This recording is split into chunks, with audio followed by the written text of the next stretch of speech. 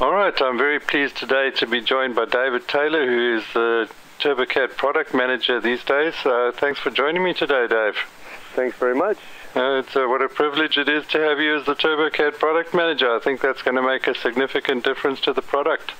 Yes, thanks. You've actually taught me quite a bit over the years, so I appreciate the product and am doing my best to make it the best product available. Oh, fantastic. I'm sure you're going to make a big difference to that, and we're all very pleased, the TurboCAD community, that you're putting your expertise there, and we can see the difference coming through in TurboCAD, so that's really exciting. Yes. So the new version of TurboCAD is imminent. Can you tell us a little bit about it? Version 15.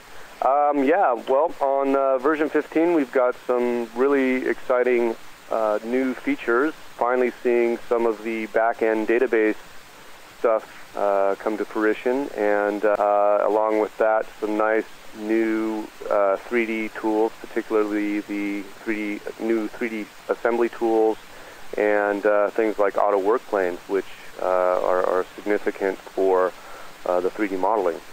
Excellent. Would you mind showing us a couple of those things? Absolutely. Okay, so on the 3D workplanes, the significant improvement here is, I'll just draw a box. Let me right-click and switch to my isometric view. We can effectively draw a box here. So we'll just draw a box. Now, in the past, the workplane was a static workplane until the point where you wanted to go and change it. You had to do it by one of several workplane tools. So in this version, we've introduced the auto workplane. So let me demonstrate that. I'll go ahead and pick a cylinder,